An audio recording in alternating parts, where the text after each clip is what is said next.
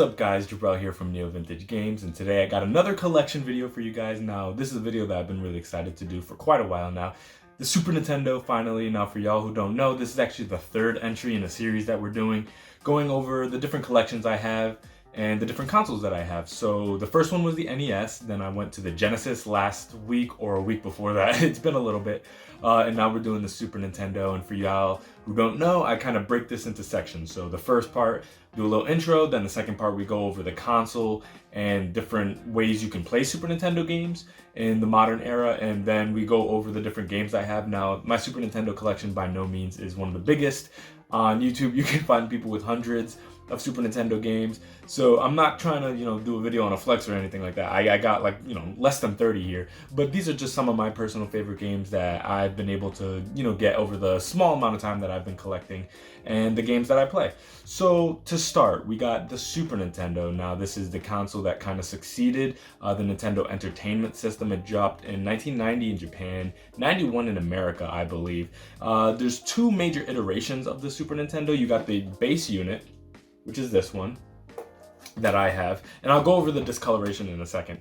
And then the second one was a small new style Super Nintendo system that they dropped in 97, which is really interesting because for y'all who don't really know, the N64 actually dropped in 96, I believe, around like November, maybe Japan. So they actually dropped the new iteration of the Super Nintendo after the 64-bit generation began, so that's really interesting. But that's not the first time Nintendo did that. They had the top-loading NES that dropped, decently into the Super Nintendo generation. So they tend to iterate on consoles once the next generation began. This is a really interesting generation because this is the generation that I feel like Sega finally got some momentum, and Nintendo was a pretty established property at that point, and they were going finally head-to-head. And Nintendo's dominance started to subside a little bit. Nintendo came into the game right after the game crash and were just forget about dominating the game industry. They were the game industry in many ways. So seeing Sega be able to come in and compete finally, and then they dropped their 16-bit hardware, it was an amazing time for gamers because, especially if you were kind of like platform agnostic and you had both or liked both, I mean, the amount of games that you had access to is just astronomical, and there's some amazing titles that came out at this time.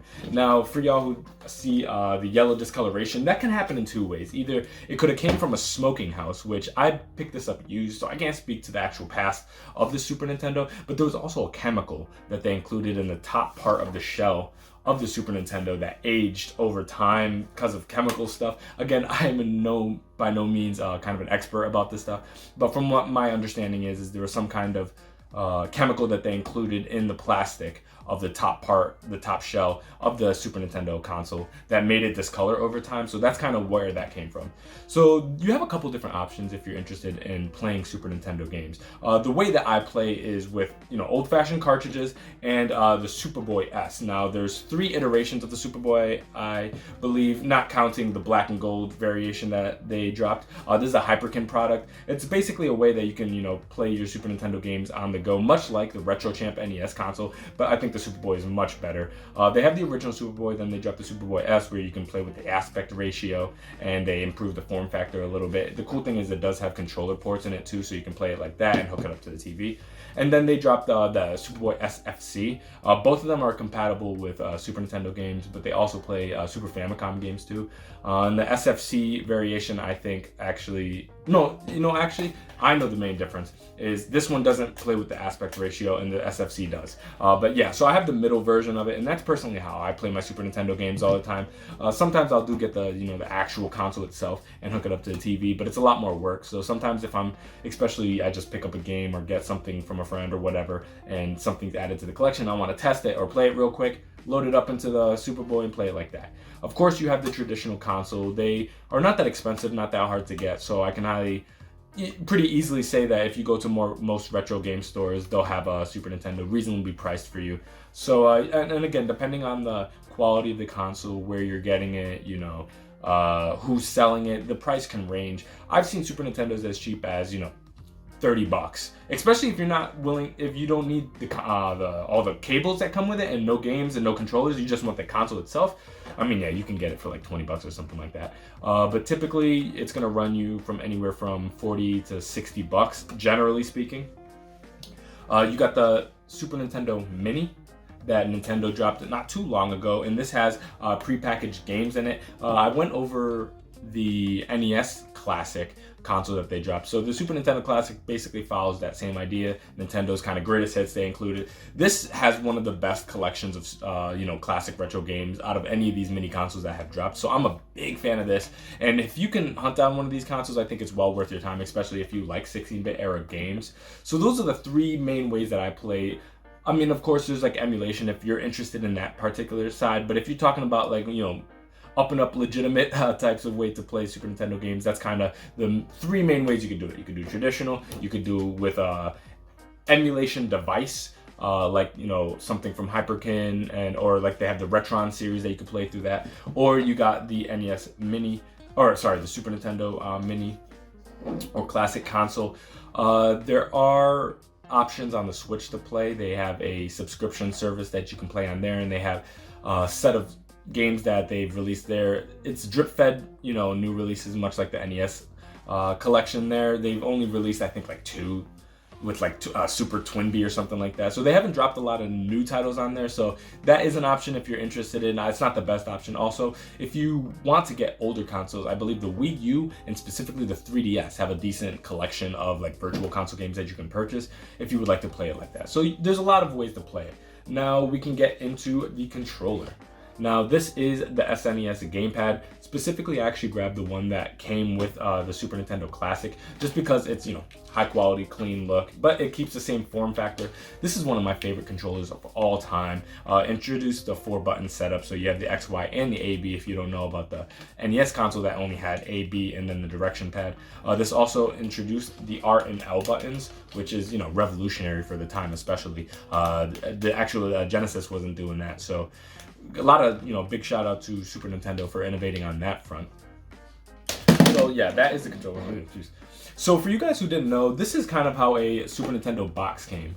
Now, typically I would love to show you how like boxed games look in all these collection videos, but I don't have box games for every collection. Specifically the NES, I don't have any box games, unfortunately, so I didn't get to show you guys that. I did show you the Genesis games. There's a lot more box Genesis games going around just because they have a plastic shell, much like an old like VHS tape, for example. But here's a box Super Nintendo game. This is specifically NBA Jam. This is the tournament edition, I believe. Yes, the tournament edition, and I do have the cartridge here. So that is the console rundown and the controller and the physical aspect of it. And from here, I'm going to get onto the game. So of course I'm going to have timestamps down below for you to kind of toggle around the part of the video that interests you the most. So there's Super Nintendo games, and then there's Super Famicom games. Now, much like the original NES, there was a Famicom variant in Japan. So I have one Super Famicom game. This is actually Sailor Moon S, and it's a puzzle game. Now, the funny story about this is there's actually, I believe, 3 Sailor Moon games from this 16-bit generation. One of them is a beat 'em up. I believe that's Sailor Moon R. There's a Super Nintendo version. There's 2 Super Famicom versions, and then there's the S game that is a puzzle game. And I meant to buy the R one, but I got mistaken on eBay because I wasn't reading carefully, and I bought this version, which I do like this game quite a bit. There's some real fun, like there's like a Brick Baker type game. There's different matching games. It's pretty fun if you go into it with an open mind. So let's get started on my collection. The first game is one of my favorite 16-bit games of all time. It's ActRaiser. Now this is an interesting game. It's kind of like a PC-like God Sim where you get to control a society. You help them flourish, they pray to you, and then it kind of toggles between that God Sim mode where you're trying to build a society and defend it from invaders. And then there's a kind of side-scrolling portion of it that it turns into a side-scrolling action game, similar to maybe Astyanax, not that, maybe Zelda 2. There's a couple examples, but yeah, man, really dope game if you can get your hands on it. There is an ActRaiser 2 as well. Super ahead of its time, super underrated. Here's a funny game, Barbie Supermodel. Now this is actually something that I saw on Instagram actually, somebody playing, and I just thought the brightness of the pixel art and stuff like that it looked really fun, and they had some really dope music in it. So I was like, you know what, let me see if I can find it. And maybe that weekend I happened to go to a retro game store in my area, and they had it like super cheap, maybe like $4 or $5 or something like that. So I had to pick that up. Again, various different puzzles. They have like a kind of car dodging mode. They have a dress up mode. So they have a whole bunch of different stuff. Again, not a revolutionary title, but a fun, game to have in the collection. We have Battletoads cross Double Dragon. These are two iconic franchises. So they finally crossed over in the 16-bit generation. If you don't know Battletoads, it's a really dope, action platforming game. And then Double Dragon, side-scrolling beat 'em up. And they have a crossover game here. Super difficult for me. I'm not really good at beat 'em ups like that, so I have like a hard time getting through this game. But I really, really enjoy it, and it was actually one of the first Super Nintendo games I ever got. I can't even say one of. My favorite 16-bit era generation game of all time, Castlevania 4. Now, y'all know I'm a massive Castlevania fan. Y'all see the little picture up there of Castlevania 3. And this is their foray into the 16-bit era, and it's an amazing game. It allowed for kind of like multiple degrees of movement, specifically a diagonal kind of whip movement for the Belmont. So, big deal. Was really excited to get this on Christmas, I believe, like a year and a half ago, maybe 2 years. So excited to have that. One of the best Castlevania games of all time. Doom, classic. Look at this cart. Beautiful red cart. Doom, first-person shooter, revolutionary for the time. I believe this came out in 92, 93, something like that. Big fan of this game. I actually just replayed it on Switch not too long ago and beat it, and now I'm going through Doom 2. And I would love to get that on cart 2 as well. But yeah, love Doom. Found this at a retro game store. Oh, it says 91 on here too. Wow, earlier than I thought.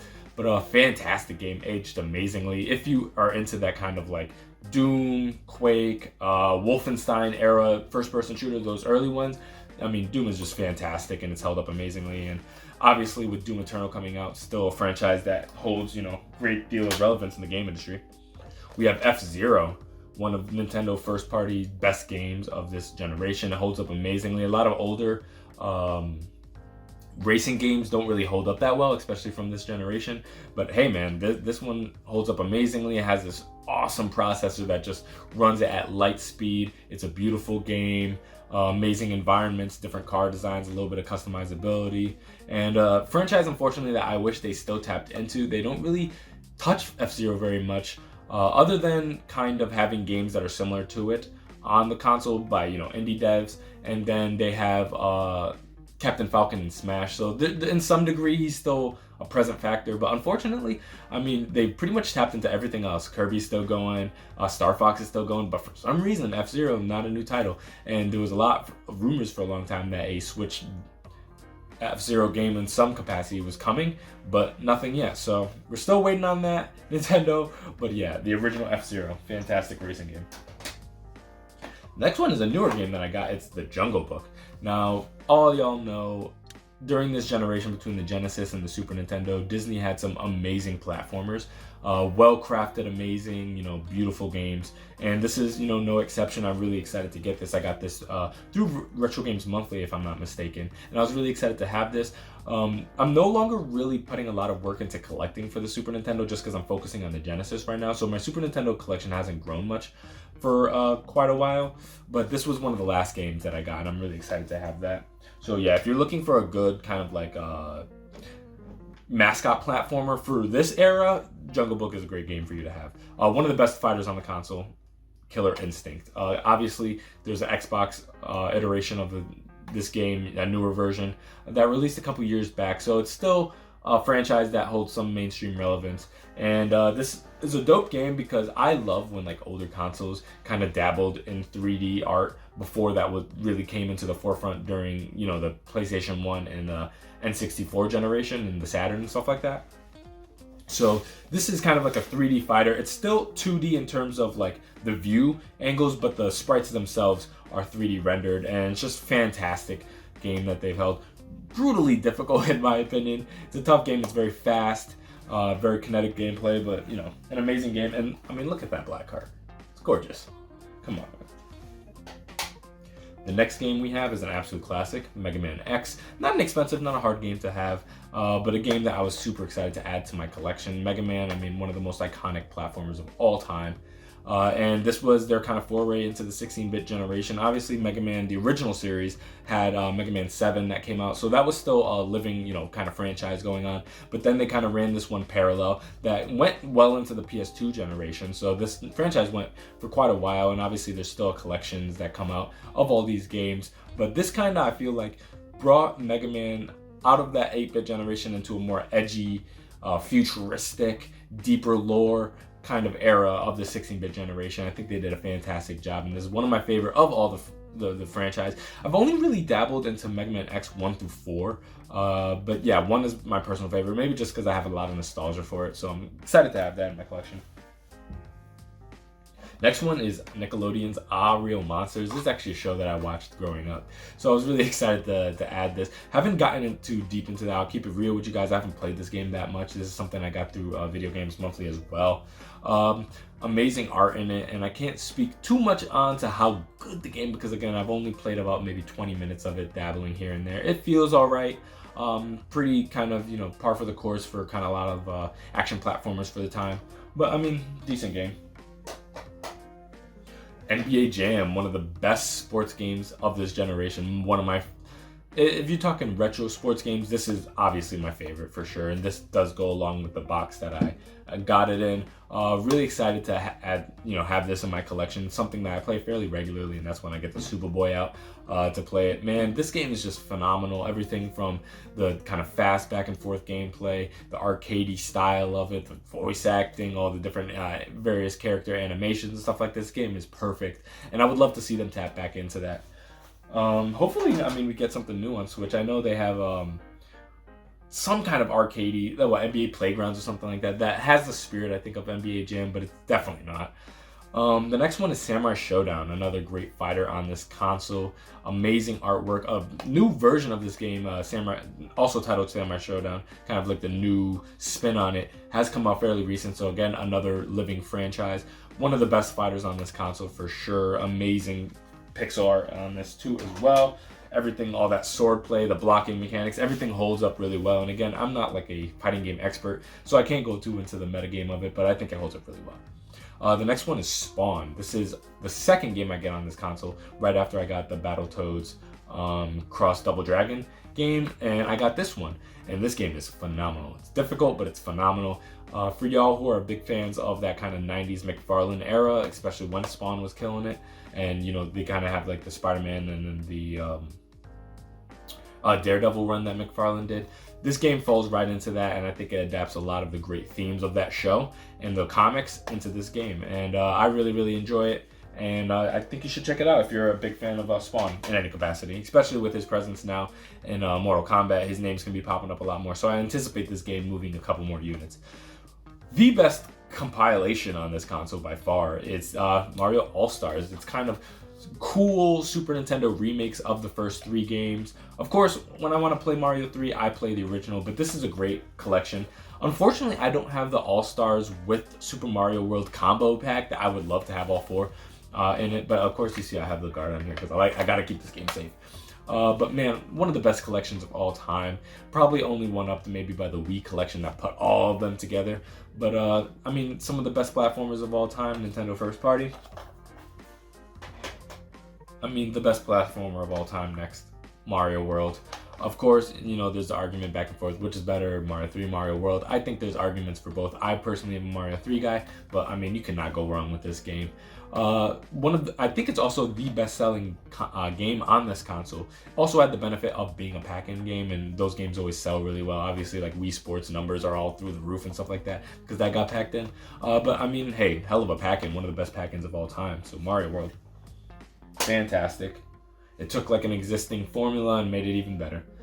This is a newer game I got. It's Super Offroad, the Baja. It's kind of like a 3D action, or not 3D action, 3D racing game. I think it's okay. It's not really my cup of tea. It's something I dabbled in. I probably put like 30 minutes to an hour into it. Nothing too crazy.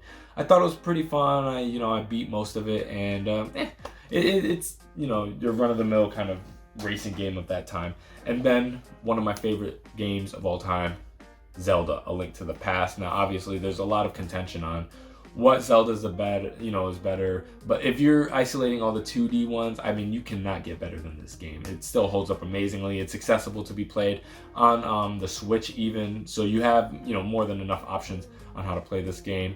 Holds up amazingly. The art is beautiful. The game is deep. There's so many different items and lore behind it. That world is open and exploration and so many different cool things that they worked into it. So I mean, and you gotta think, I mean, they released the first one, which was revolutionary. 2, way more divisive, and then to come back with this, like, man, hell of a game. And again, I'm a big fan of A Link to the Past, but I know how much of lifeblood that this one shares with Link to the Past. So yeah, I mean, that's a Super Nintendo generation. That's my collection. I knew, guys, it's not a massive collection, but I hope you guys enjoyed this video. And if you want more of these videos, just comment down below what generation you'd like next. I got PlayStation 1, I got PlayStation 2, I got all these different consoles, but the thing is, my game collections are not that big for those consoles, so maybe I could just spend a little bit more time talking about the consoles themselves rather than my game collection. Who knows, you can go a lot of different directions. But if you made it this far, I'm really thankful for that, and I appreciate you guys watching. And again, expect these videos every week or maybe every other week, depending on what console I'm working on at that time. But till next time, this is Jabril for Neo Vintage Games. Love you guys. Bye.